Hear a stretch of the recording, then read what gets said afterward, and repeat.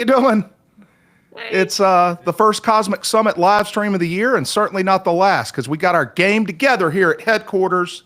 As you can see behind me, I have a new setup, and I wanted to kick it off the right way and do a lot more video now that I've got a better place, but I wanted to kick it off the right way and also introduce the Cosmic Summit Explorers Club, which is a new feature of our yearly event. And the Explorers Club, hey, Beckett, maybe you could pop up the logo just in the background while I'm introducing it, if possible. The Explorers Club was, I don't know, just kind of a thought of mine, that there seemed to be a cohort of brave, intrepid, curious humans who do well but lightly produced video hikes. There we go, the Explorers Club, right? And you see, you get the vibe. You got Indiana Jones, but what's different about him? He's got a little camera on his head. He's not doing it alone. He's inviting everybody into the fun, man, you know? And it is fun. It started out for me kind of with Ben Van Kerkwyk over in Egypt. Now, he's gotten very highly produced now, very subject specific, and I think that was needed because he's learned so much and is such a good communicator.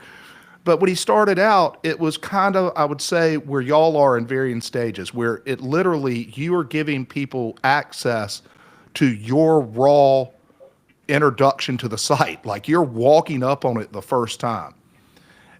So that is the Explorers Club, and let's see who we populated it with.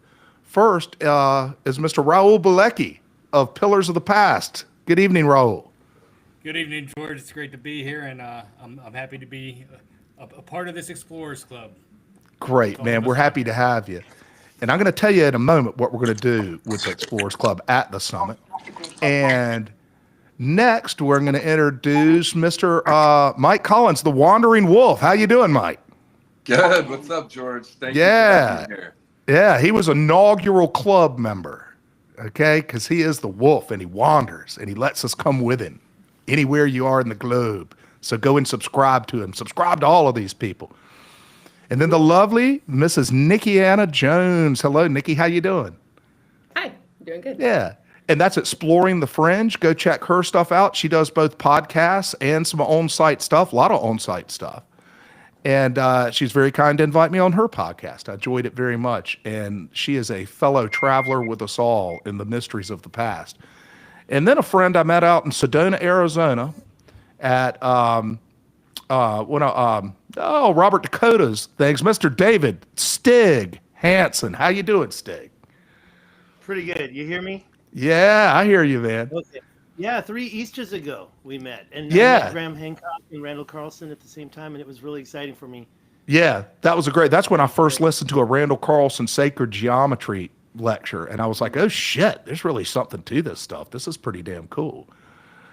And we're losing people. Who did we lose? We lost Will of Incredible Histories. I'm going to try to get back on with us. But then my co-host this evening, and here is how we're going to present the Explorers Club at the summit. Of course, they'll all be available all weekend, as every speaker is. This is not a fly-in, fly-out thing. So you're going to meet these people. But we're going to get them up on stage for a panel, which will be hosted by, last but certainly not least, the only professional on the screen, Mr. Gary Buechler of Nerdrotic. I am not a professional. How dare yeah, you? You are. How dare you say that? Yeah, this is going to be fun. Thanks for inviting me, George. Yeah. I'm excited to host the panel. I can't wait for Cosmic Summit. It has been great. I've come across all of your channels, mostly on my show, stealing your stuff, by the way, but just doing clips. And we give you credit, okay? I just want to tell you, we give you credit. But this is tons of fun. This is my hobby, and I'm honored to be involved with you guys. Thank you, man. Well, what impresses me is y'all have such a good finger on culture at Nerdrotic, and you picked up the fact that this is a cultural phenomenon. This is something that is not going to stop growing unless human curiosity dims or is extinguished, that we're going to get to the bottom of some of these things, right? And the front line of getting to the bottom of it are people like we're going to have on your panel, Gary. Yeah, what this is it's breaking narratives. That's what a lot of the internet does. It's breaking narratives. We are questioning institutions and institutional thought. across the board. It's a giant awakening that I'm happy to be a part of, and we get as my good friend Robert Meyer Burnett likes to say, authenticity is the currency of the future, and you can't do that without asking questions. And when you're shutting down people from asking questions, then you know who the liars are.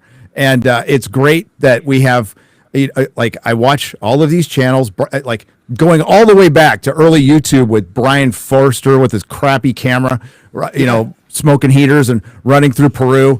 And you're like on this journey with you guys, right? And you mentioned it earlier. A lot of people watch this stuff at night.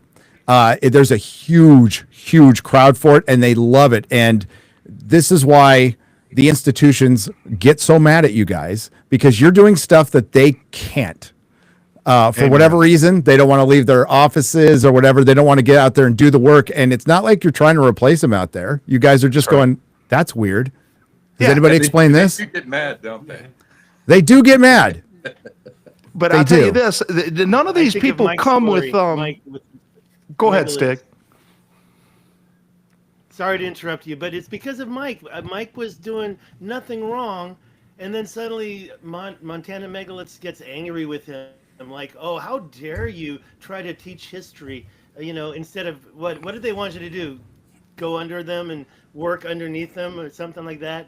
Tell us that story, Mike. What happened there? They got mad, but I don't know that anything happened on my end, anyways. I just go to places and document them and then share them with everybody. And I've been fortunate enough to work with as far as the Sage Wall, work with the property owners up there for the last 3 or 4 years and release information on that site. Sage Wall is a really interesting location. It's a great starting point, Mike. Introduce people to Sage Wall and then tell us what's the latest. Yeah, Sage Wall is a massive straight wall out in Montana. And, there's a lot of hallmarks and properties to that site that look very similar to other megalithic structures and ancient sites that I've visited around the world. So it really caught my attention, and for me was a place worthy of following up on. So that's what I've been doing for about 3 or 4 years now, 4 years. And luckily for us, it's on private property. So the property owners have opened it up to the public so you can go view it and check it out. And then they've also been funding research and then releasing that as they have it each year. So they're a little limited on how much time they can spend on it every year, because up in Montana, they're covered in snow for half the year. So, but when it is nice and warm up there, they've been doing research and slowly releasing that to the public as they have it, which is really cool to be involved with people that are as invested in being open about what we're learning up there. And whether it turns out to be an ancient megalithic wall or not, it's the process. And I think that's what we're talking about here, is going out, asking questions. And when you get pushback from these institutional, the institutions and institutional thinking, that, I think all of us here that are going to be on the panel, have bumped up against that at some point. That type of thought of asking questions, documenting, and just sharing it with people. And I think that's what we all share in common in what we're trying to do. Welcome to Will Brown, just real quick, from Incredible History. He made it. Sorry about that. Can you hear me? Yeah, we sure can. You're in good shape. How you doing, buddy? Great. Sounds good. Doing great. I didn't mean to interrupt. Oh, no, not at all. Not at all. No, we're just going to chit chat. Mike was telling us a little about the Sage Wall. And Mike, we really are fortunate it's on private property, because the vast majority of the land out west is not on private property. No. Right. Yeah. And that area, just to give you guys, I did a video and released that, is the Montana government sold off mineral rights to a corporation called Rio Tinto, who has a reputation for destroying ancient sites around the world in their pursuit of minerals and mining. And luckily, I mean, we're talking like 50 yards, probably not even 50 yards, that wall sits before it's on government land. So if it had been just a little bit further, they could have come in anything to that site. Yeah.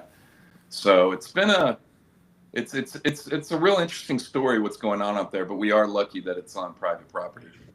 And you What- wonder how much that same story is everywhere, because I mean, me and Raul recently just talked about the systematic destruction of what's going on in Peru, or if you even look at the story of the mounds in the United States, or like Rockwell, Texas. Like there's a giant Rockwell, and then they build a city on top of it, and then they're like, "You're crazy if you think this."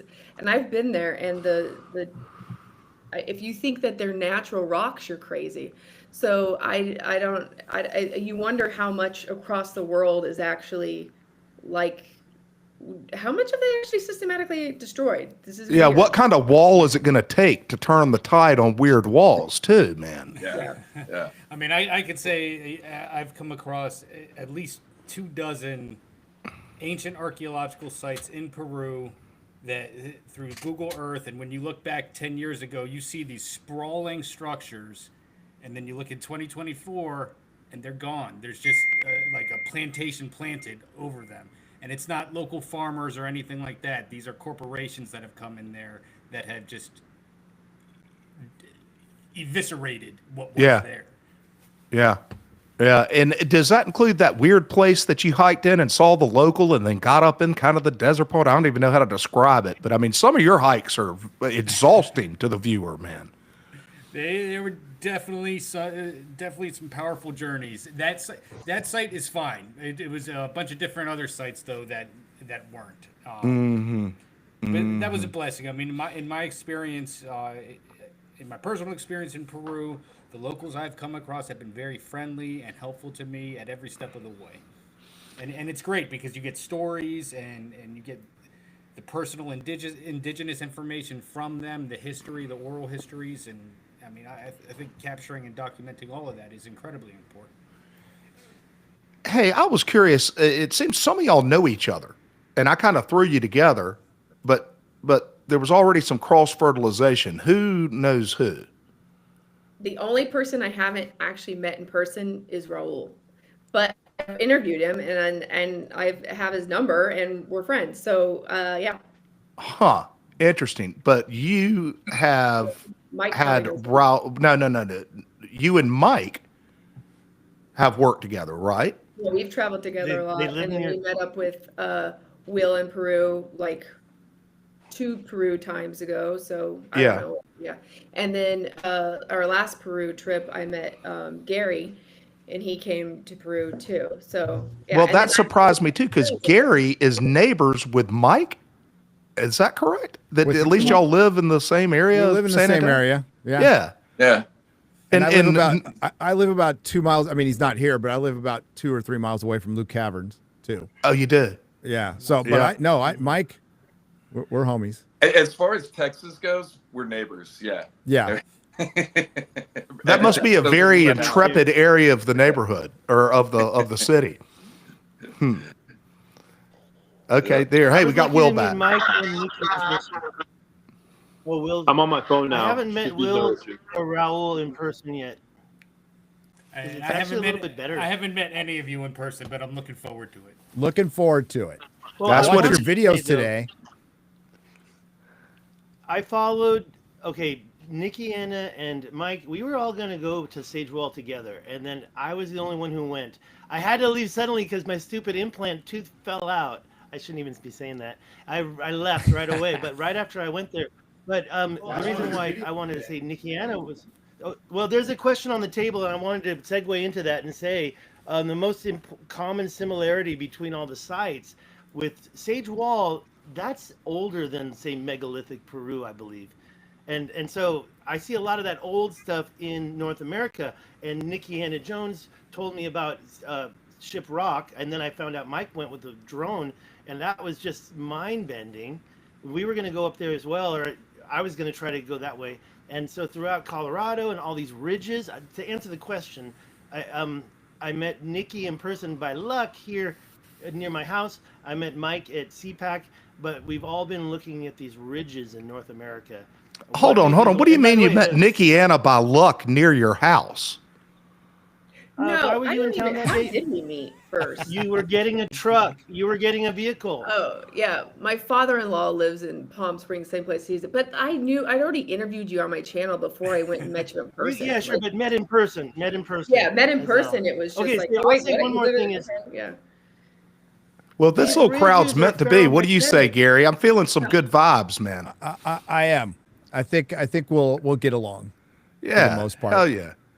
And Hey, if we Will, don't, we'll how are fake you it. doing? Tell us about your channel and how'd you get into this? What was like, who was your first love when you were looking out and said, hey, I want to do that. I want to slap a camera on my head, or did you just do it off the top of your head?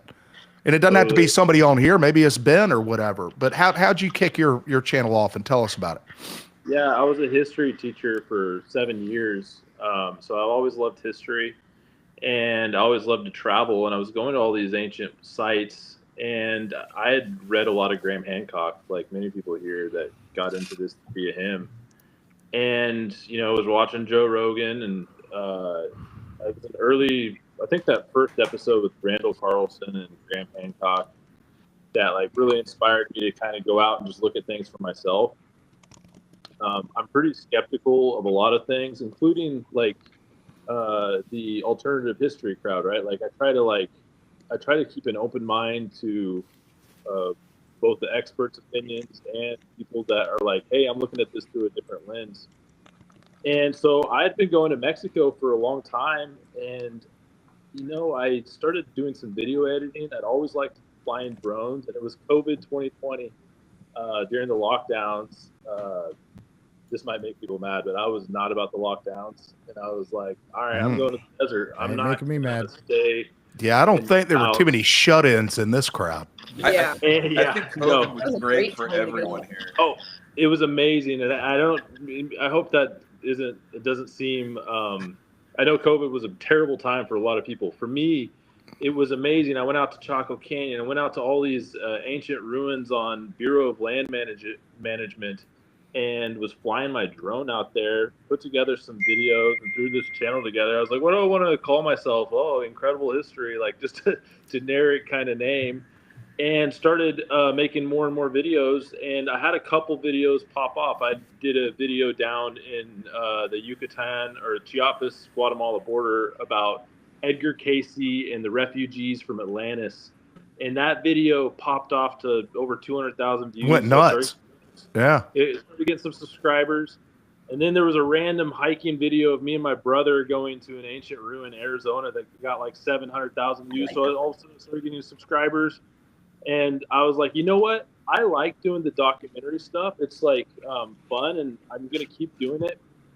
But lately, I've enjoyed just uploading. And I think that video, me and my brother going out to Arizona and climbing the Devil's Chasm, unbelievable place in Arizona. Doesn't even look like America. It kind of inspired me just to start posting similar content to what Mike does. On-site, raw, and kind of almost like a travel vlog via ancient history. Number one, I think people like that content a little more. It's easier to follow. Number two, it's actually way easier to edit. And number three, it's a personal blog for me. Like, I got a book that I'm selling a little bit here and there, but I'm not actually making money, right? Like, I'm spending more money than I'm making. I know how that goes. This is just fun. Me too. This is fun, and I have no expectations. And We don't want to go there right now.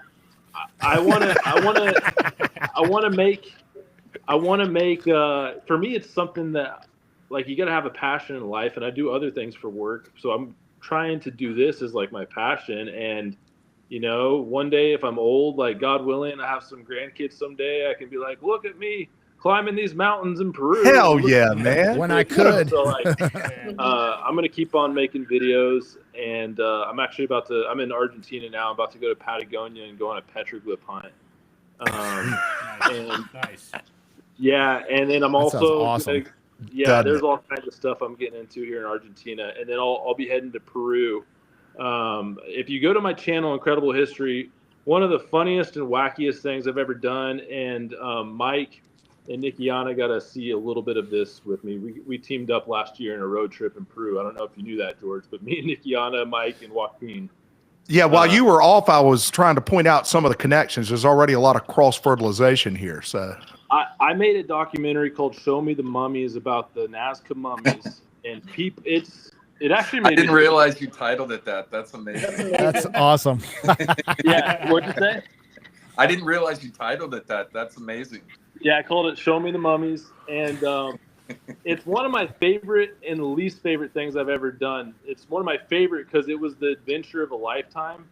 It's one of my least favorite because I'm still sitting on the fence on a lot of it. I'm very skeptical. I think most of these things are fake, but there's two mummies in particular. One that I'm about to go see in Peru. It's named Maria. That is just so baffling and unexplainable that I can't just come out and say, hey, this thing is fake. And there's a lot of sorry if I'm rambling, I'll get to the point on this, but not at all. There's a lot of doctors in the United States that are saying the same thing right now, like, we don't have an explanation for this. And so as a result, I have managed to piss off both sides of the aisle on this one, big time. The people that are just, these are real, this is a game changer, have threatened to dox me before because I'm not quite coming out and saying it. And then people that just think these are absolutely fake are upset that I'm kind of entertaining it. So I try to tell just the story. I'm a storyteller. You don't need to know my conclusion. That's not important. I'm just giving you everything you need to know. And so go check out Show Me the Mummies. It's kind of a funny documentary. And Mike and Nikiana got to go on a little petroglyph hunt with me in Peru to see these 3-fingered petroglyphs. It was pretty cool. So that was a hike. Yeah, that was amazing. That was amazing. And Will likes to go in the heat of the day. Oh yeah, we went in the blistering sun. I got a sunburn that day. I got to ask, Will, how does one get access to and an introduction to a mummy named Maria? I mean, what's the story there? I mean, where is it kept? First name basis, I know. Yeah, What's going on with that? Yeah. That is a good question. Dating man. older women. I have. Sometimes I forget, like, how did I even get myself in the situation to meet this person who opened this door, who introduced me to this guy, who all of a sudden I'm standing in the living room with the guy who found these things or whatever. Like, honestly, I get on WhatsApp. I just start DMing people. Jaime Malson is a famous guy from Mexico that really covered the mummies and covers a lot of UFO stuff. And I just sent out a thing on Twitter, and he DM'd me. He introduced me to a lot of people, and before you knew it, I'm going to be able to go see these things pretty soon. Which is funny, man, because the name of that title is Show Me the Mummies, and I never actually got to see them. It kept falling through. I was in Lima, Peru. I don't know if you remember this, but when the Mummies press conference got raided by the feds. Yeah, that was cool. I was the one. Yeah, I was the only English speaking YouTuber there to like be covering it, and I think I had a tweet hit millions of views on that, and it was just so chaotic. You know, they literally came there to raid and take these mummies, and so there's been a lot of drama with it, and I'm gonna go see what else I can find out there. It's a crazy story. We on that trip we also went to see the Ica stones, the ICA stones. There was this crazy dude who owned this museum who was like, look at me, no, you can't. And I'm like, I want to look at the stones though, and he'd be like, no, look at me. I mean, it was weird. It was the weirdest situation. But so the Ica stones have like dinosaurs and stuff like that are carved on them. Open heart surgeries and like uniform. I thought those were snuck cool. a few pics of that. Yeah, but he didn't want us to take pictures. I know. Yeah, I got a few. All of y'all are pick sneakers. House. We went to like whatever that looter guy's house that we had to like. That thing was like those. Yeah. I'm like, those are cool. And so we're in the car, and like Mike and Will are both like, yeah, I don't know if they're real or not. And I'm like, well, there's something. Like, this is the biggest hoax ever if they're not something. And like, so we just don't even. I don't know. I think my BS meter is lower, I guess. Hey, well, that's okay, baby. It's an interesting story because this has been going on for about 100 years now, these Ica stones with all these carvings, and there's thousands of them. The amount of manpower that it would have taken to make these is beyond one person. Like, it would have had to been like a community effort. They're uniform looking. Where are they found again? ICA. Ica In stones. Ica. So Yeah, Yeah. I've seen them before, but where do they find them? I just kind of forget the story. Some What? river. Huh. Yes. So they found them in these riverbeds out by Ica, Peru. And so the guy that owns the museum there doesn't allow pictures. He, he's going to be mad if he watches this. Me and him were kind of butting heads a little bit because I really wanted to take pictures. And I didn't know he had these interesting stories. But what was interesting is we got to go to another site of like a Huaquero, a guy that like goes and looks at grave sites and stuff like that to find stuff, and he had a bunch more. So we paid this guy to let us see these stones, and there's some pictures actually. I need to make a video about that, Nick. I need you to. I haven't. I took so many video. Every single one I got close up to it, but I never put my own stuff out. If you had to make me guess, That doesn't I would help. say that they are not real. I mean, they are very weird stones. There are known stories of precisely stones like that are not real. So I mean that's all throughout that region in Peru. But you got to get eyes on these things for yourself. Hey, you got to run it down, man. Hey, I'm interested. Are y'all familiar with the term trail magic? When you get out there and, things just seem to happen that are just happening because you put yourself in that context. I'd like to hear some trail magic stories where, holy shit, if I hadn't met that guy and he had taken me here and blah, blah, blah, and the odds against that were incredible, but it worked out perfect and it made my video. Give me some of those.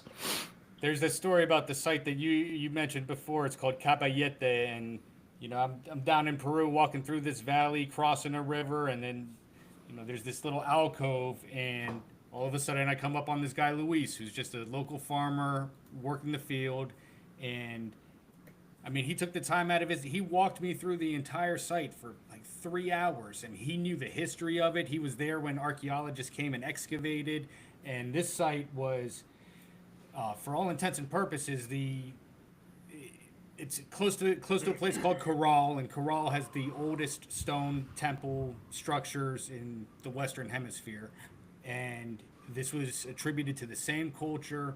And the key feature of this site is a set of monolithic stones in a circle, and so it's potentially one of the oldest stone calendar systems that has been found in that region or in South America, and that was just by sheer luck and happenstance that I was there at the right time and ran into Luis. That's awesome. I saw that video. I saw that video. It's a really good video. You all should check it out. I love that video, Raul. Thanks, Will. I like the video too where your shoes are falling apart. Oh, yeah. A man's done some hiking when his shoes are falling apart, and you're just at wit's end crawling up that hill, man. Yeah, I definitely had to find a new pair of shoes that evening at the local place, and that was painful because the whole sole came out, and in that video it is just all stones that I'm walking on. It was an arduous experience. Hey, David Stig Hansen, you're kind of a specialist in one site and interested in all this stuff, and esoteric and unconventional history dude through and through. But your specialty is the Richat structure, correct? Mm-hmm. And I'd like to think so, yeah. Yeah, But not just there. Yeah, it's opened my eyes to the rest of the world for sure. that's kind of the feel that Okay, you get so- from your content. But you've been out there 3 times, correct? And I was supposed to be there a 4th time right now. Do you think there is Might any still go other March. non-local who has been to Richat 4 times? I mean, that's got to be some kind of weird record, man. There's a lot of Europeans that go there in their 4x4s every year. Really? They drive to Morocco, they trek all over the Sahara Desert. Yeah. I mean, YouTuber land, yeah. But as far as, people who go there again and again, they don't. Some people who go to Mauritania don't know about the Eye of Africa. Yeah. But the people who are traveling directly there, you can go to the center, and once you've done it, I think that's enough. You don't have to keep going back to the center, but you've got to see a lot of other stuff. And I noticed one of the questions. I was going to say something when you asked that question, but let me tell you a story first. Yeah, trail Because magic. when, If you got it, give Will, it. Will, yes. Well, okay, trail magic, I've got stories, but not like Will just told, but Go ahead. what No, give brought us me your here story of was whatever nature. I was teaching, I'm a university lecturer. I have been for about 25 years. I was in Taiwan, 100 miles from Yonaguni, believe it or not, but that's Japan. So the thing is that I started teaching international trade, university international trade, and I kept wanting to do the first slide, the history of international trade, but I couldn't find the first one. What was the first year of international trade? It kept going back farther and farther. And I was also looking at Brian Forster a lot. And what do I hear there? That's my voice. What do Oh, you no, think that of was me. Excuse me. Excuse me. I was just That looking was at the live stream. me. Go right I ahead. hate my voice. It sounds like autistic screeching. I hate my voice. Yeah, and I I've sound got like a redneck, ADHD. man. I I don't cannot sleep. stand my voice. I But was out what for it 4 is. hours in the sun today. I can.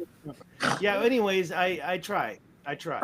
But then back to the Rashad question. It's unique. What did you want to know exactly about the Rashad? And Well, forget anything you Atlantis. wanted to I can share. show you. There is. Why were you ancient unable to go terraforming this there. time? You were going your fourth time? You're supposed to be there right now, correct? There's a group of Russians who do tours there now, and I'm involved in one that might happen for me in November. But they've also discovered this artifact in the middle of the 50-mile-long canal that points right at the mouth of the Richat structure. Okay, it's in that canal, and it's this 10-foot-long, two segments together. It could be a wall. It's totally corroded, but it's metal and like. I'm sorry, I shouldn't say that. I don't know. There is iron in there. It's iron enriched. That's been proven with the lab. Yeah, it's weird. I saw that But what video. it was, Yeah. yeah, it's very strange. And those guys found. I knew about the canal, and they found that, and so somehow they found me, and we were going to do it together. But things changed this last month. A lot of things have changed.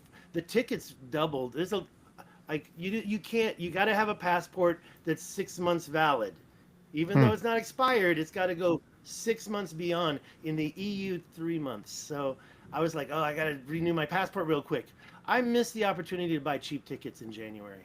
And then these guys wanted me to go on the 26th, but they didn't have the English tour. I could go deep, but let's keep it.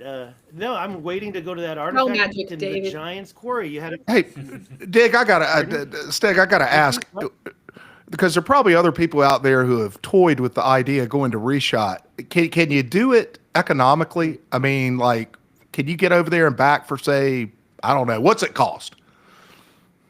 Okay, so that tour is about $4,500, and Okay. that's if you want to take it cheap, go in January. Yeah. You know what? Let me just tell you let's just tell you a secret. Let's hear I'm it. not trying to make money off of what I learned. I live in Palm Springs. If I drive out to LAX, then I got to take a flight that takes me to Istanbul, which, hey, let's go to Istanbul. I want to go to Göbekli Tepe and the other tepes. But if you're trying to, you got to sit there at that airport for 20 hours. If you don't, if you have a separate ticket, you can get out, right? So instead, take 2 trips. Go to the Europe, and my favorite place is Spain. I only went there once. But go to Madrid for $550 round trip in January from Palm Springs. LAX, maybe you can get it cheaper, maybe not. But then go from Madrid to the Eye of Africa, and that way you can visit Europe a little bit too. But yeah, if you want to go direct, you can go direct. It'll be about maybe max $1,500 round trip. If that's the efficient ticket. Part 2 was getting to the Rashad itself. Once you hit Nouakchott capital, there is another airport you can take from Paris. If you have money, take the flight during the season from Paris to Attar. That'll save you a lot of road time. But I got a good source for trucks, and it's in Nouakchott. You can take a comfy truck, $200 a day. You can take a Toyota Tacoma style truck. It's called a Hilux for $100 a day. And you can get there and back in 4 days. I was there really It's easy, my right? first trip. Oh, and by the Crazy. way, let's go back to the safety issue. People are talking about safety. It's a really friendly country, and yes, it's an Islamic republic. And so if you're a single female, I don't really suggest it, but there's no reason why you can't go with a group. And there's people on the group right now. I might be able to pop up a picture from that group. They're like but I don't want to do that to you guys. I want to make people excited about Cosmic Summit in June. I can't wait for it. We're getting some feedback. It might be on your end, Will. Well, yeah. I Yeah. mean, we, Okay. Yeah, Hey, stopped when something Will- I was always kind of impressed with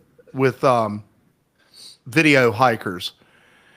Did you come into this gig with editing skills, or did you have to learn up on how the hell do I edit videos so that people can watch them? So what's your own, because everybody has to get good at it. Mike, were you already a videographer, or? I still don't have video editing skills, so. Huh. No, Honestly, I didn't know anything. I just knew that I hated what I was doing with my life and made the change and loved this stuff. And once I started, there was no going back. I think the first ancient site I ever went to was Sacsayhuaman, and talk about a first site for, your first experience with an ancient site. And I knew immediately. I walked up to those walls and I was like, this is what I'm doing.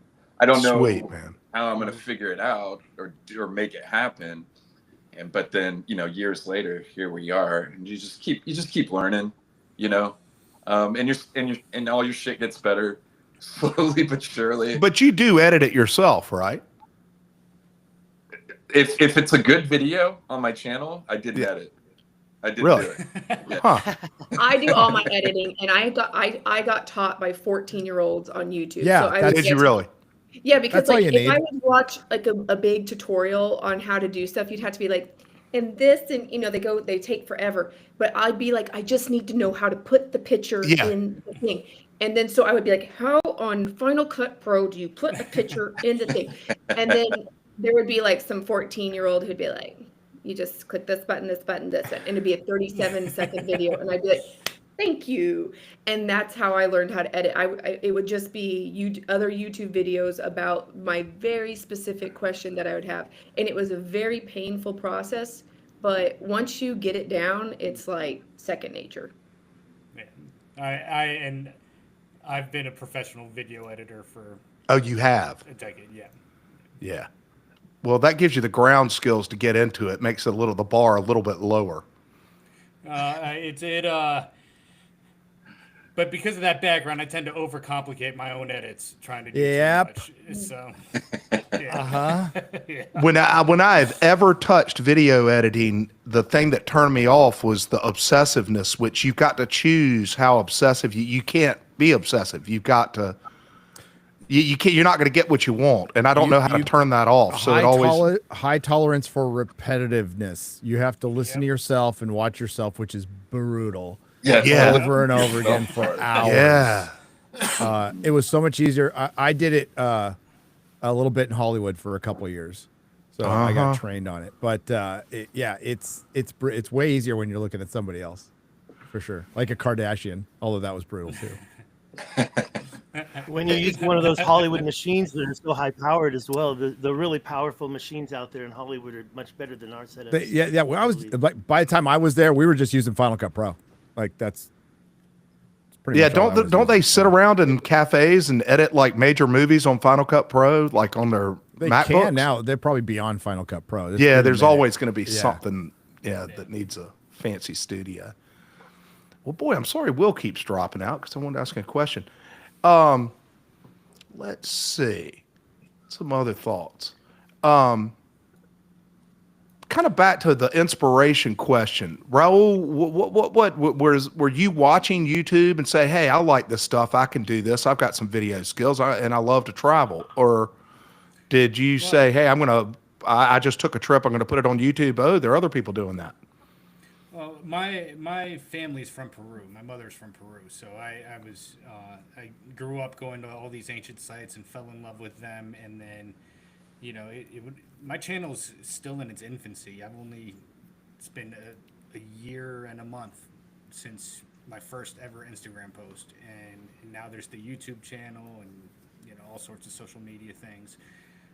But the inspiration really came from curiosity, and I mean the whole the whole niche was looking on Google Earth for sites that, you know, didn't have any labels and you know, guessing with accuracy that they were ancient sites and then going out to capture and document them. And as I did that, you know, I found out that some of these are undocumented. They're not excavated. They've been looted, which makes it, for me, it became a personal mission to capture as many of these places as possible, because I don't know if they're going to be around in 5 years or what's going to be left of them. Right. And it's, you know, my little niece was my inspiration. You know, she's 7 years old, and I was like, you know, when she grows up, I want her to be able to go to this YouTube and see like a catalog, Yeah. you know, of this ancient history that may not be around when she grows up, and it's forever going to be there. So that was the big part of the initial evolution. That's awesome. Hey, Mike, tell me about the megalith, the new Peruvian megalith that looks just like Baalbek. Oh yeah. Yeah, you know, Guillermo is the gentleman's name down there that I linked up with. He's one of the first ones that documented. When I saw that, so there was already a YouTube video done by him on it, and I couldn't kind of figure out why people weren't talking about it more, and I think it's just because all the videos were in Spanish, right? So it hadn't really hit an American audience, and I was just, quarries. I never set out with the intention of like documenting quarries. Quarries have become this thing that has just continued to pop up, and it seems, for me anyways, to tie in with so many different aspects of megaliths around the world that you know, it started really becoming very interesting to me. And when I saw those pictures and his drone work, I knew I had to go down there. It so much reminded me of places like Aswan or Baalbek, different places that I've been. Cart ruts. And Yep. yeah, and so I got down there immediately as soon as I saw it. A gentleman on Twitter had pointed that out to me, a buddy of mine, and got down there as quick as I could. In fact, we all went on a tour to Peru, and I was going to lay over and get out there, but the location is not easy to get to, so I had to come back home, and then figured it out and went back out there a week later. So it's way up in the mountains. And it very much looks. Do you leave from Cusco? What's that? I'm sorry. Do you launch from Cusco to go see it, or is it elsewhere in Peru, closer to? It's not near, but the closest town would be Tarapoto, which is up in the Amazonian Andes. Where would you fly in to go to stay at that town? Lima. So. Okay. So you don't go to Cusco. Okay. Lima to Tarapoto. I just went to Cusco. That's kind of why I asked, because I got a little bit Yeah. familiar with the surroundings. Okay. And then you'll have to drive about 3 to 4 hours north up into the mountains, and then you'll have to leave a car and you'll have to hike up into the jungle and Wow. over the mountains as well. Wow. And so it was great. You know, some of the stuff that I wanted to really be able to look at to see, to really identify whether this was man-made or some kind of natural formation, was the base of them, but the overgrowth was so high that I couldn't get down to it. Yeah. Now they've cleared the area before, and there are pictures online of that. But unfortunately, there is a man in the family that owned the land that's on, that live up there, and he has no interest in the site. He does coffee farming, and that's apparently what he cares about. He has no. Why does he let anybody get near it then? Y'all When I talked him went, into it? when I went, he wasn't there. His wife and family were there, and his brother is the president. So a president of a community. So I don't, know what that exactly entails, but he's kind of in charge of the area. And because I linked up with Guillermo, I was able to get up there and get onto the site and check it out. He knows the family and everything. So it was, I was fortunate for that, which is great. Did you identify the quarry for it or not? Remind me. I did not. It was too overgrown. Yeah. So I actually look we'll be looking to go back, and Will and I had talked about linking up. And I think that'd be a great opportunity, Raul, for you to jump in too. That'd be a fun trip for everybody to link up. We were talking about going back in a few months and checking it out, and maybe some other stuff down there, which might be pretty cool that I've kind of gotten some info on. But I think I'd have to pay somebody to chop all the vegetation down and stuff, which might be doable, might not be too expensive to get done. But that would be huge because that site would be wholly unique to Peru. That would be a completely unique type of construction and quarrying from other sites in Peru that we know of. Hey, let me give you a question from the audience that kind of gets to this. Did any of y'all suspect, in the slightest bit, that some of these ancient megalithic sites were constructed by giants? One of the viewers asked. Anybody want to step that far out? Nobody jumping in on that. Nobody wants to step back. Come on, giants are the best. I have no problem with they were built by giants. Sure, why not?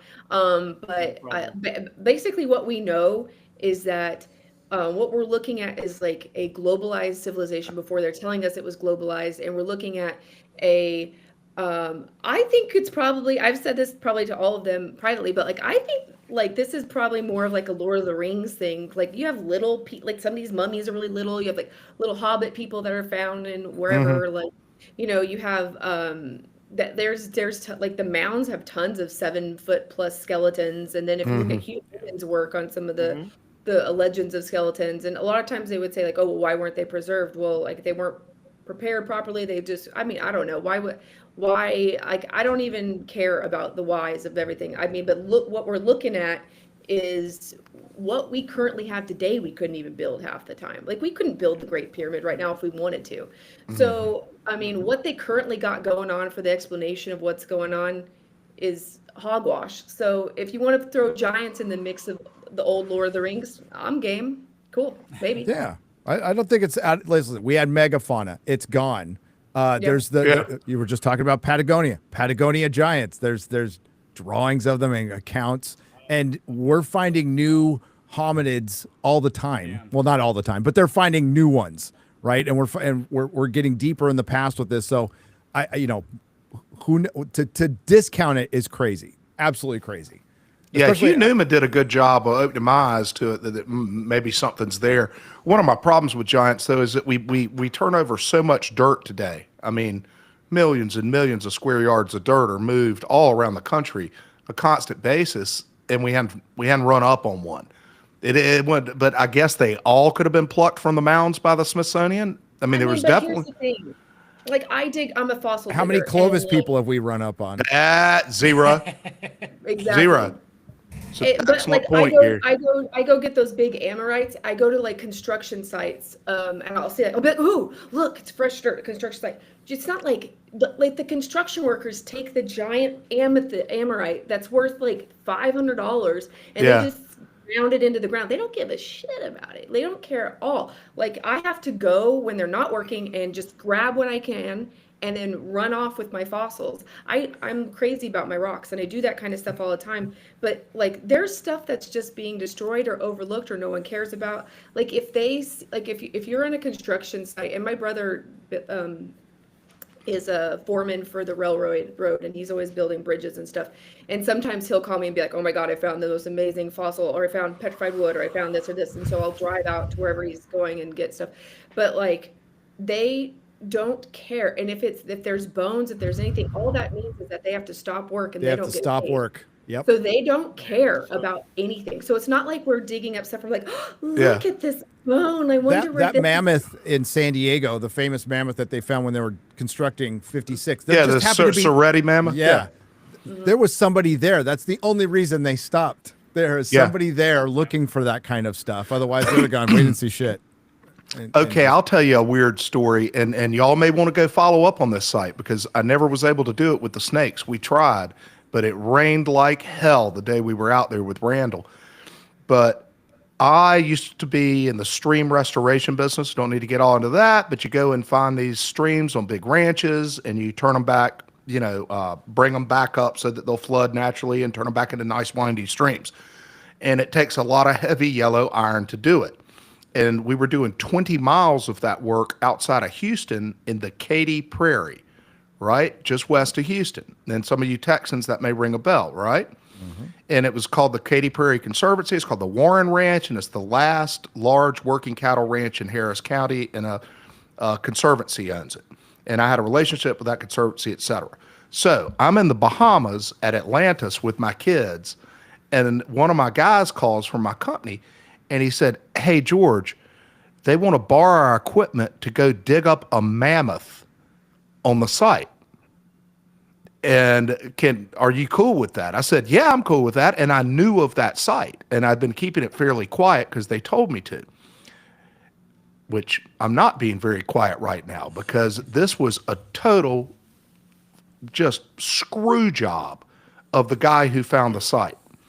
And Texas A&M shut him out of it. But they have a bone bed out there, which included a dozen different kind of Ice Age mammals, including full tusks, the whole thing. And what did the people in control of it do? I have no economic relationship to them now, and I have much respect for them in other ways.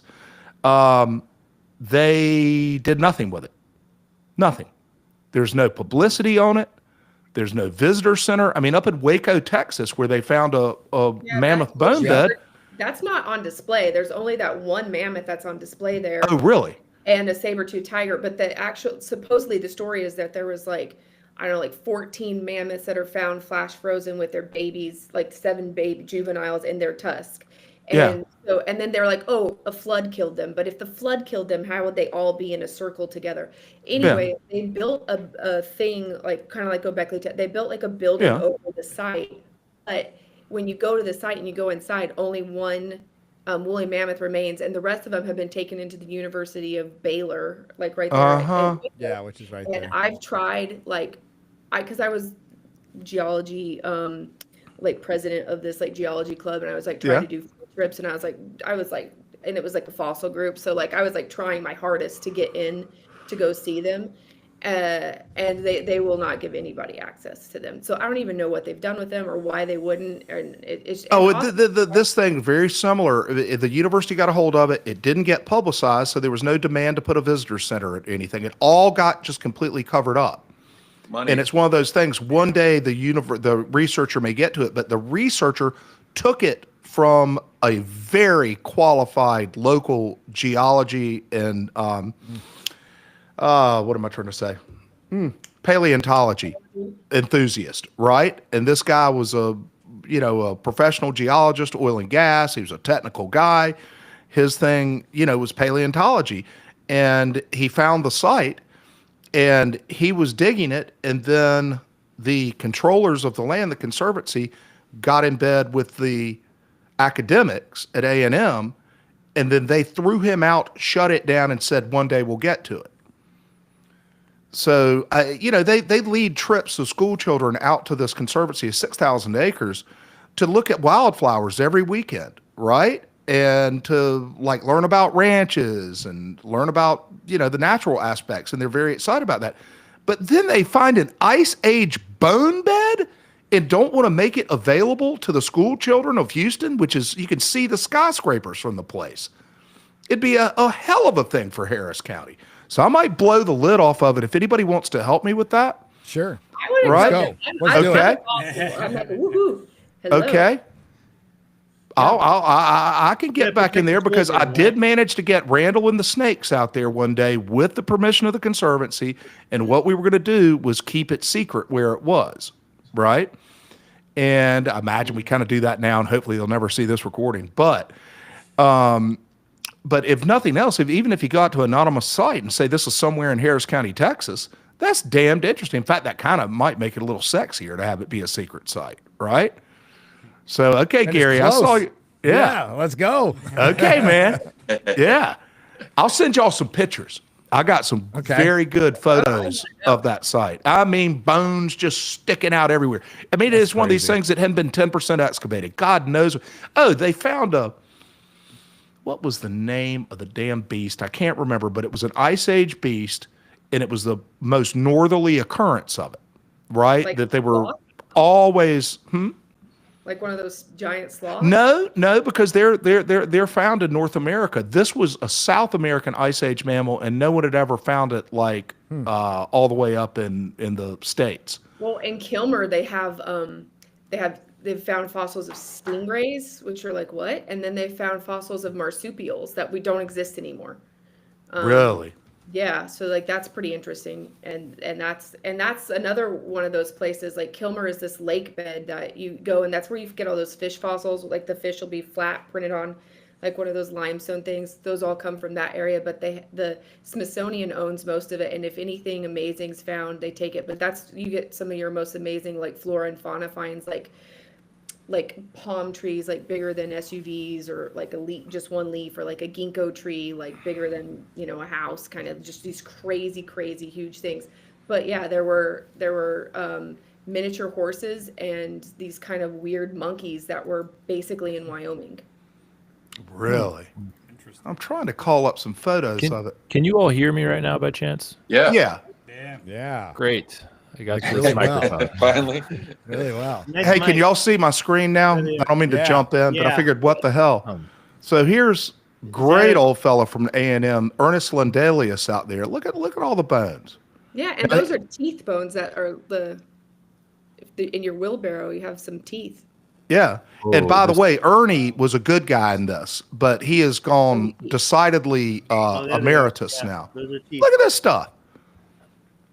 Wow. This is You all in all- here. This crazy. reminds me. Can I tell you Yeah, man. all about the greatest archaeological cover up in the history of North America, real quick? At Yeah. Hueyatlaco? Hell yeah, you can. No, I don't want to hear about it. Nah. Boring. Okay. Tell us about the And second greatest. Boring. This is a confirmed cover up, a confirmed conspiracy. As to what it means, you can like kind of find your own conclusion to it. Wow. But I have a video called "The Cover Up at Hueyatlaco" on my Yeah? YouTube channel. It's one of my biggest videos. And down in Puebla, Mexico, they found human-made artifacts that were in a layer of ash that was dated to be at least 100,000 years old. 100. Some of the Yeah. numbers get up to like 250,000 years old. And this was found by archaeologists and geologists from the what do they call themselves? Like the government institution of geology. I can't remember what they call themselves. And the whole thing was covered up. Men with guns showed up and told them to get off the site, like men with guns in Mexico. All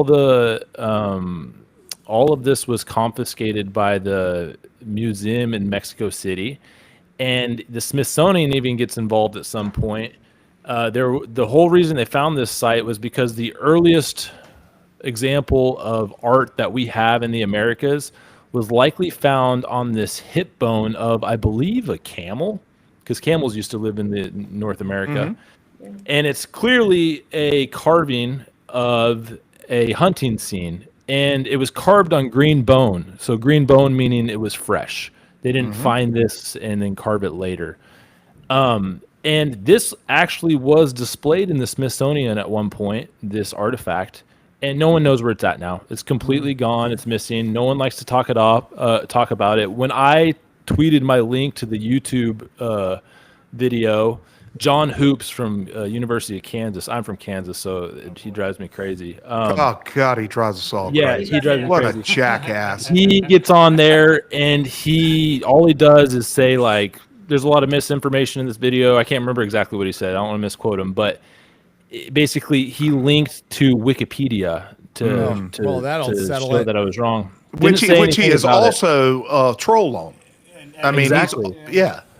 Exactly, but the way it's Hueyatlaco, the jury's out. There's even some the footprints. I went down there and I went hiking around to find these footprints that are supposedly in a layer of ash that's 1 million years old. I don't know if they were human footprints or not, but regardless of the footprints, they absolutely found a lot of stuff out there, and it's been completely covered up. There's a good book by an archaeologist named Stephen Hardiker. Oh no. Am I? Oh yeah, I'm still on. Okay, sorry. Oh, yeah, you're I still thought on, buddy. got- I just wanted to put some pictures with it. That's what. I thought I got kicked off again. Yeah, here we go. Perfect. Okay. man.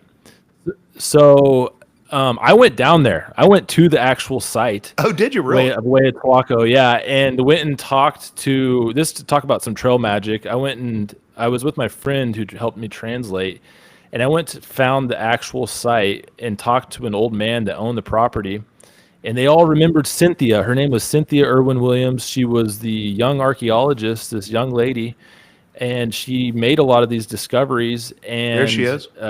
Then she got her name thrown through the mud because the Yep. narrative did not meet the Clovis first. And it was, and so the now same thing happened to Virginia Steen McIntyre. so she started that. Virginia Steen McIntyre was and was also a part of this, I believe, a little bit later on, and I believe she's still alive. And I want to say she even commented on one of my YouTube videos. Really, I thought she kind of gone quiet lately. She's getting older, but I've been in touch with her as well, and she took a lot of grief, man. She did, and there's a book about this entire thing. He's passed away, but his name is Stephen Hardiker, and it's called, I think it's called, I want to say it's called The First People or something like that. But sorry if I'm butchering that. It's been a while. But I have a YouTube video about it, and I use a lot of these photos. And I went down there. It's kind of like a little bit of an exploration adventure that I went down in Puebla, Mexico. And I explained it all in there. And 100% it was a cover-up. Now, did she make a mistake? Did she make a mistake on the layers of ash or where these artifacts were found?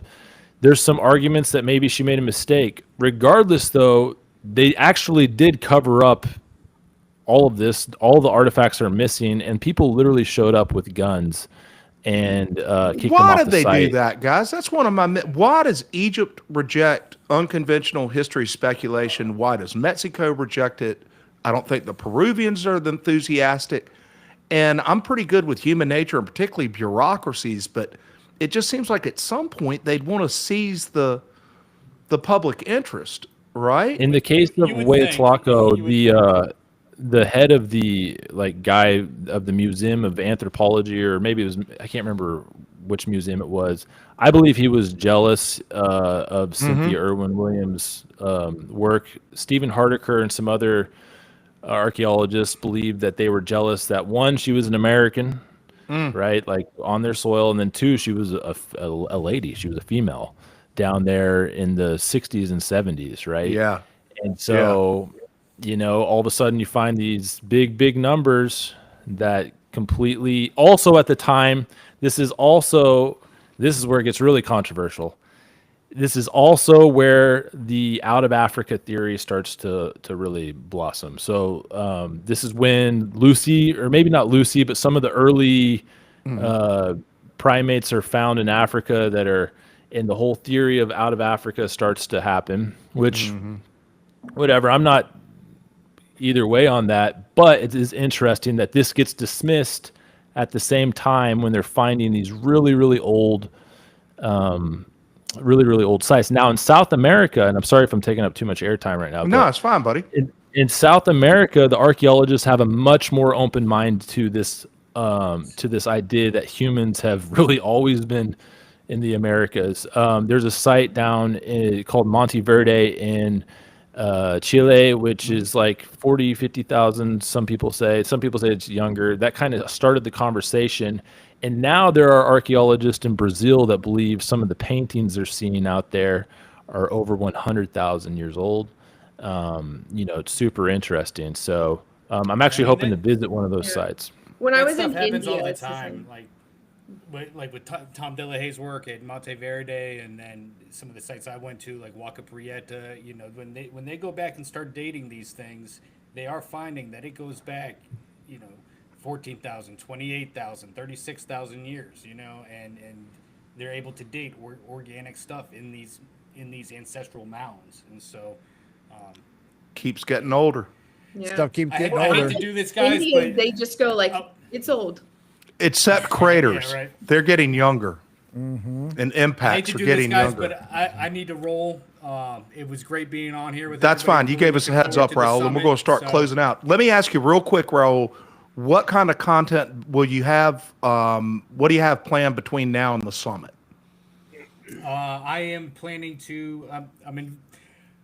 Hopefully looking to take another trip down to Peru. There's a bunch of other sites on there, and I've made some connections that I'm looking to develop. So hopefully there will be another expedition happening. I'm also planning stuff for the end of the year that everybody can stay up to date about through pillarsofthepast.com or Pillars of the Past 101 on YouTube. Thank you. And so I'm really looking forward to the summit. I still have footage I'm editing from my last expedition. So Yeah. I try to put things out on a weekly basis, the longer form content, and I have something special coming this weekend, so stay tuned for that. Okay, well, listen, I'm going to retweet and share and do everything we can to share y'all's content. And if I miss anything that you would like us to try to highlight with you or anyone else, let us know, because y'all are inside the wire now, right? Absolutely. Which means also that, and Raul, feel free to jump, man. I know you've got another commitment. But Appreciate it, you guys. See you at the summit. hey, See great, you at the buddy. summit, Glad to have Raul. you on Team Take care, man. Explorer, buddy. I love being a part of it. Terrific. Bye. What was I talking about?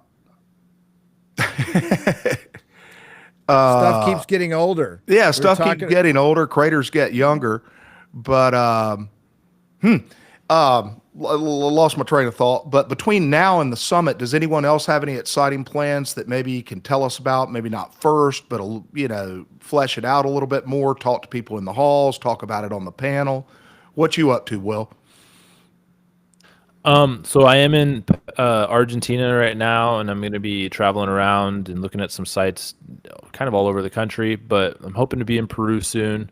Like I said earlier, there's going to be some more developments and I believe a congressional hearing on the Nazca mummies, the controversial, infamous Nazca mummies. I'm hoping to attend that congressional hearing live in person. And I also am hoping to actually, my video is called Show Me the Mummies. I haven't actually seen them yet. I've had a lot, every single time I got close to seeing them, something crazy would happen where all of a sudden I couldn't. I believe I'm about to be able to go see the Mummy Maria. I'm in contact with Joshua McDowell, which is the son of Dr. McDowell, which is about one of the best forensic scientists in the world. And they're looking at this very seriously with an open mind. And I'm hoping to talk with them a little bit more, get some more information, because I think the whole Nazca mummies thing, whether they're real or fake, it'd be nice to get some conclusive scientific answers when it comes to DNA, and then whether there's any manipulation at all. Really those two right there, and then also the supposed site, because there's a lot of as much as I want to believe, and the reason I haven't just came out and said they're real is because there is a lot of trickery down there in Peru. There's a whole industry on fake artifacts down in that particular area, and so you got to be kind of careful with this stuff. But wow, I'm pretty excited about it, because if you haven't seen the Mummy Maria, check it out. Well, their interest in fake artifacts, you got to assume, emerged with anomalous artifacts that were found by somebody that created a lot of interest. Then you get copycats. Yeah. Exactly. And at the very least, I'm starting to become more convinced that if there was manipulation on these, it maybe is ancient manipulation, and that these mummies could be ancient artifacts of some type of ritual or something they did with. Or maybe they're aliens. I don't know. Does Maria have an elongated skull? Skulls, yeah, that's what I was going to Yes, say. she Yeah. does. She Maria has does. an elongated skull with these very large that makes protruding sense. brows, and also these large 3 fingers and 3 toes. Now, that's where we need to focus our effort on. Was there manipulation? It needs to be in the hands. And I got to be honest with you, I'm not an expert, and there have been experts looking at it, and they're baffled. There's plastic surgeon experts. There's Dr. McDowell and his team, all very confused about the Mummy Maria in particular. Or maybe confused is the wrong word. I don't mean to put words in their mouth, but perplexed Baffled. for sure. What was that, Stig?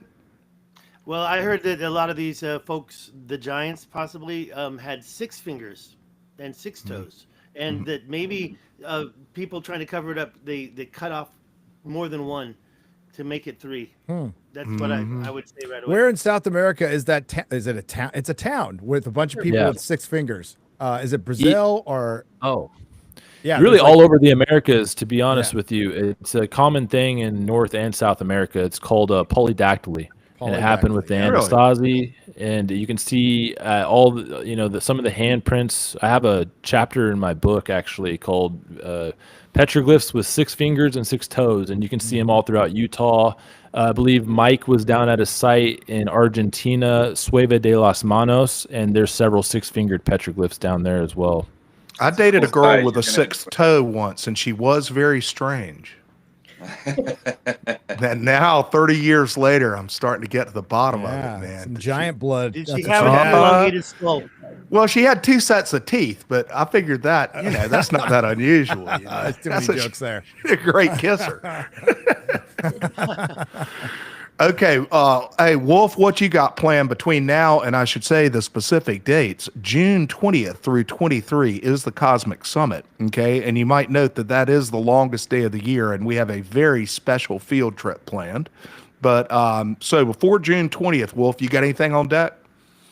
Yeah, I've got several big projects. I'm working on a video I'm releasing right now from almost 10 years of documenting sites around the world of kind of this big lie that's going on within the archaeological community and sites worldwide, that a lot of times what you're seeing isn't really what you're seeing. So, for example, you go to Teotihuacan and places like that, the thing is completely reconstructed with concrete. And a lot of these sites are cut up with modern equipment and pieced back together in walls, or they're using concrete or steel bars, steel rebar, and just showing that documentation from every continent around the world that I've documented for almost 10 years. So I'm putting that video together.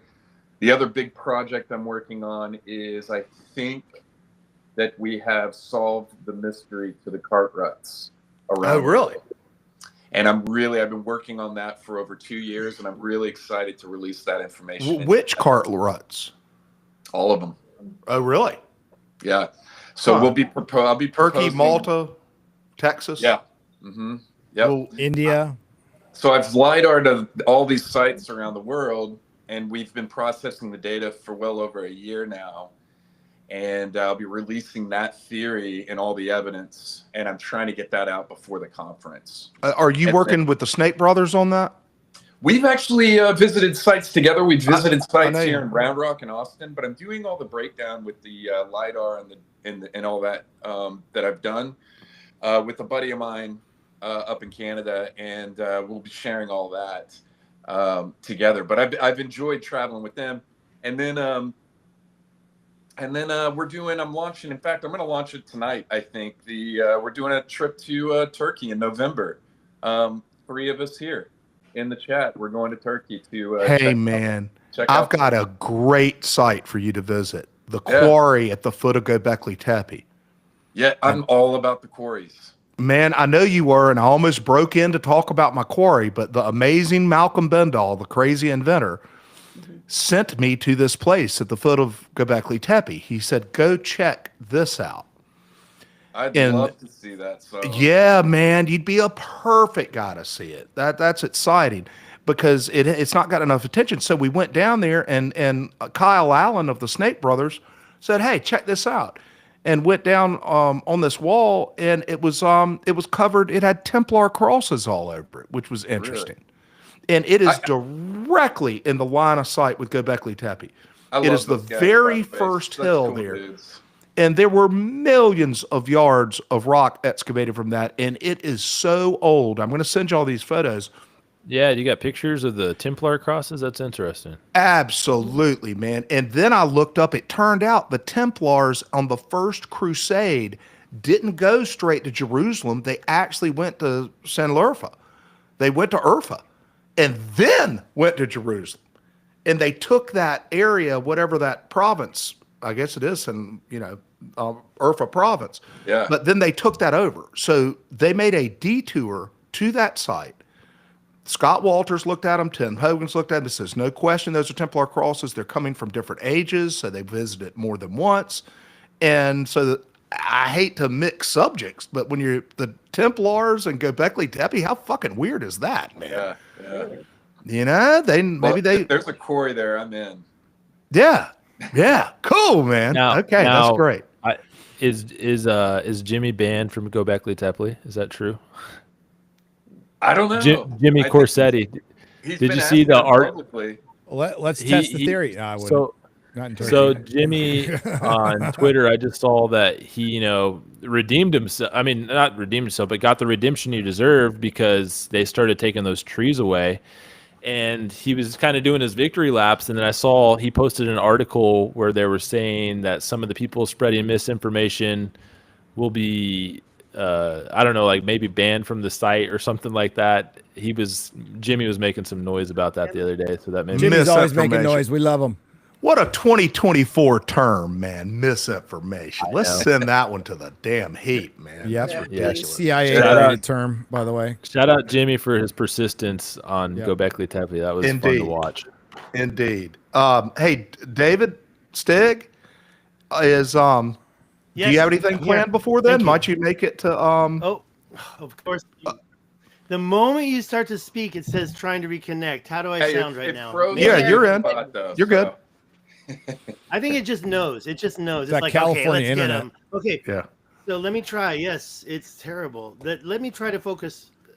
Two things. Number one, I do have to thank Randall Carlson for focusing on the quarries in the Rashat structure. Mike, you say quarries because Randall Carlson said there were chert outcrops in this structure being quarried by somebody hundreds and thousands of years ago. Yeah. And later he said 1.5 million years ago. And so it opened my mind. And I had been 2 times to the Rashat already, and I met Randall and I didn't ask him, what were you talking about? I should have asked him. I'm going to ask him, is he coming to Cosmic Summit? Don't answer that. I want to finish. So there's quarries. Okay. In addition to going to the Rashat, I am a Google Earther. And I look at the maps all day long, and I was looking at South Africa, talk about cart ruts in South Africa and Lesotho, but there is a giant 200-mile-long quarry in Algeria being called a national park, Tassil Najer. And that's a quarry, man. Look at it. Just look at it yourself. Anybody in the audience, look at that and tell me that's not a quarry site that's so big and vast.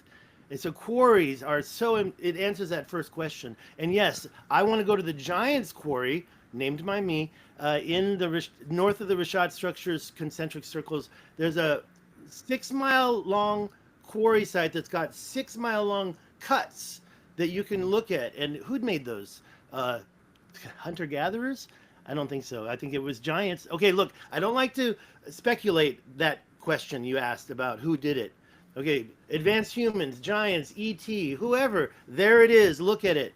Let's go see if there's impact proxies. And Well, I do love your Google Earthing, Stig. You are the best Google Earther I know. Yeah. Oh, thank you, okay, guys. well, listen, since don't we're think I'm the talking best, quarries, but- I know we're kind of wrapping up, but I've got to share my photo file real quick. Okay, can y'all see that? Yep. Yes. Okay, that's Kyle.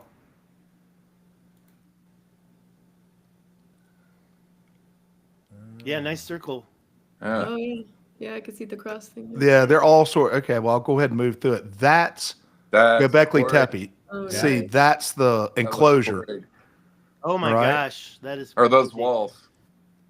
That's the quarry, yeah. right? Walls. Yeah, well, it depends on how you look at it. It looks like Okay. quarrying. It looks like quarrying. It not does. walls, Well, quarrying. okay, look at that. Wow. Look at that. Whoa. It's weird Oh, stuff, those are, man. Those are old, and they have the little extended flat edges that are just like the Templar cross for And sure, it and they're looks a little circled. Slaughter, man. Yeah, man. That's crazy. And there's where they did they came down the first crusade. Look, it's coming down. Oh, we're going to Jerusalem. Oh, send a delegation off to Edessa. Right? How weird is that? Yeah, The first crusade, they took it over. There's some video. Maybe they Whoa. knew. That circle was too perfect. That circle was made by a machine. Oh, you think, huh? Well, the one you showed carved in the rock, the perfect Look at that circle before that. Good. 100% And a that Templar too, it cross. looks like a stamp. Yep. Yeah, yeah. That looks like a Chinese character. Yeah. Have you heard of the Western message petroglyphs out in like the western part of the country in the United States with all the Huh. Templar crosses, and Where's that? Oh, really? there's like 29 of them in like 7 different states. See how it looks? It's an inhabited quarry. I mean, you just don't do like, okay, that's Göbekli Tepe looking straight at it. It's the first most prominent hill. Look at that from the top. Say the name one more time on that Western what? Western message petroglyphs. There's the big picture. Wow. Oh, and So it's right there. there's You can walk there. damn near, yeah, and it's absolutely From the- drop dead gorgeous too, as you can see. Okay. Okay, but here, hold on. Look at that. Wow. And see, the thing is, see the dirt? That's filled in whatever was there. Whatever was dug out is much lower than that dirt, right? Heart ruts in that other area. They're ruts and they're all sorts of cuts. You can see Göbekli Tepe in the background there. Mm-hmm. All right, there's some people for scale. So, yeah, it's an interesting wow. place, man. That's amazing. Isn't it weird looking? Well, yeah. And I Yeah, tell you, it they- had a vibe, and I don't feel those are vibes. people. Yeah. Those are like 3 times people high right there. I'm interested. Yeah, that's crazy.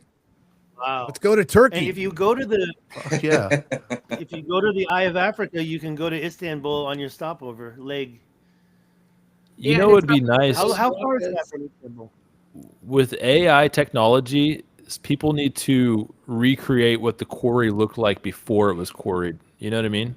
That's right. Like how that would be really cool to see. There's been all one these quarries. piece of academic publishing on it, and a guy went out and did from the local university who I got in touch with was interested. I mean, look, there's an overcut. Why would you leave that? How do you cut that with chisels? You can't cut that with a chisel. And notice how eroded it is since whenever it was done. I don't think that's the that's a lot of erosion in between.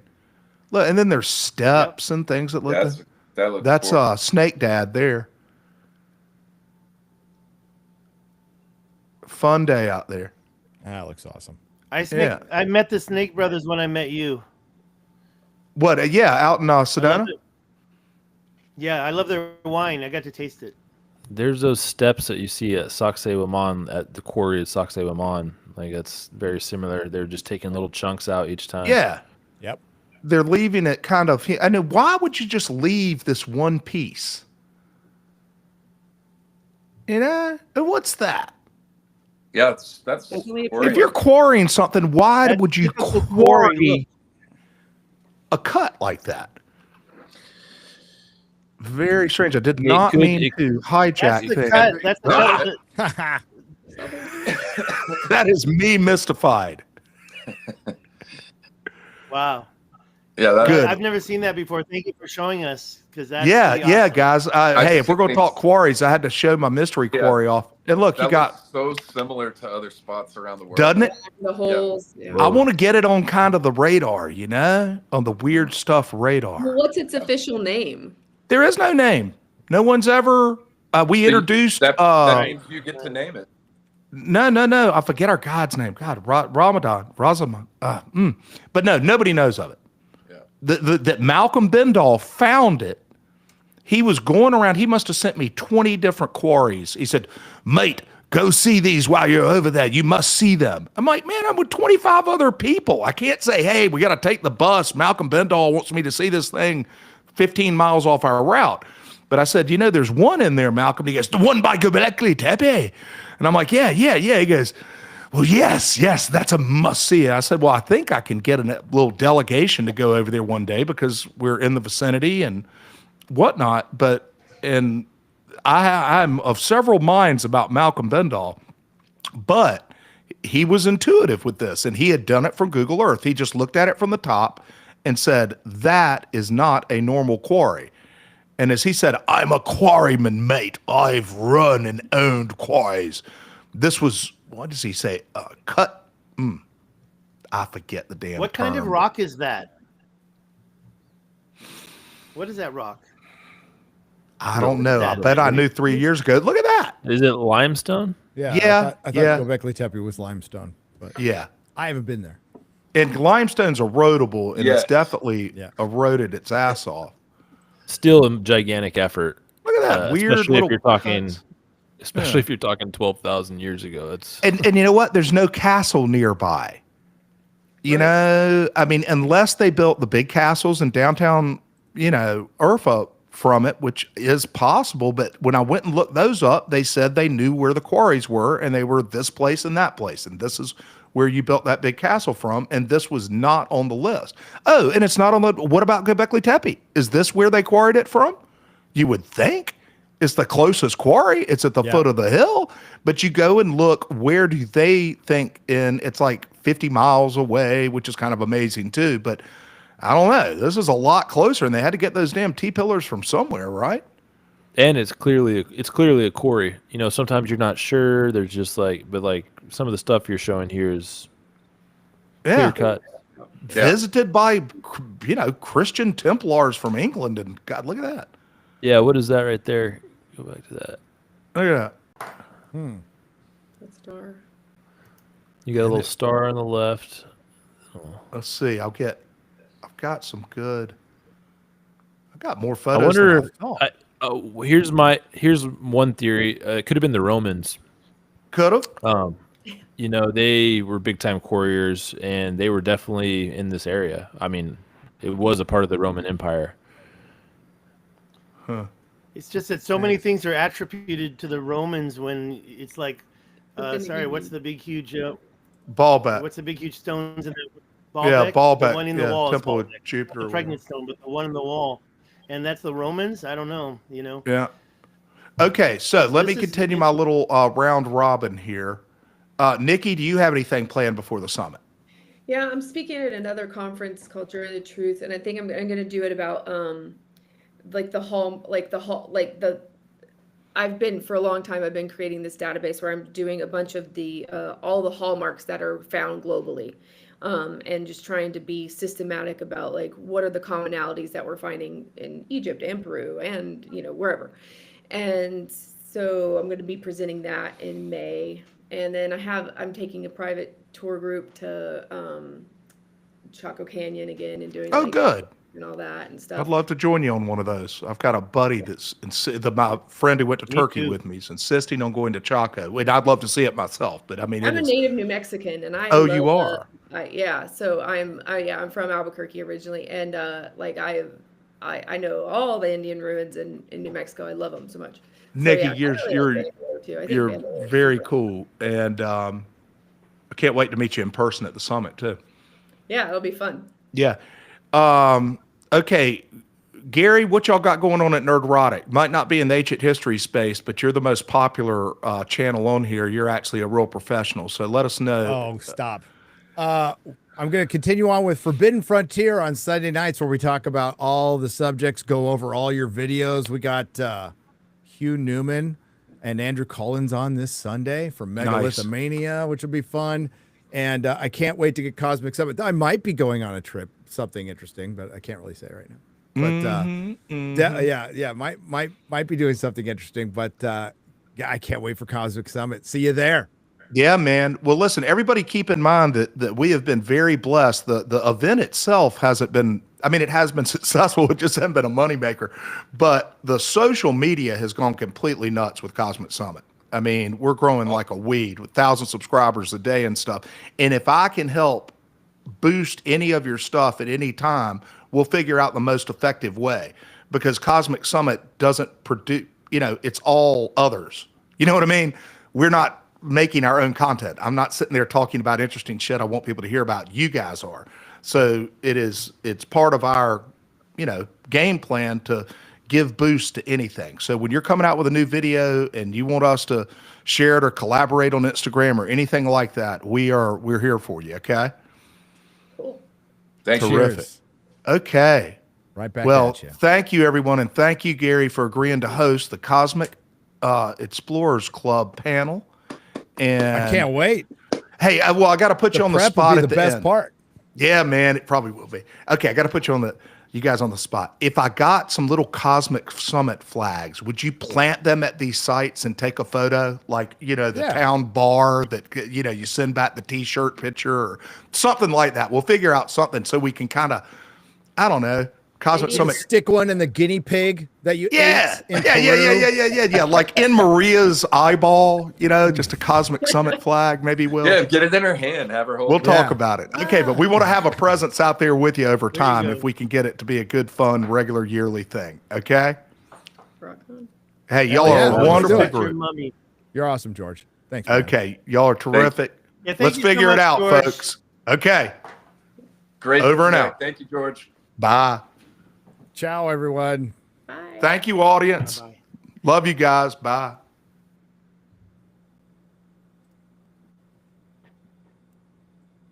So are we done? Is that?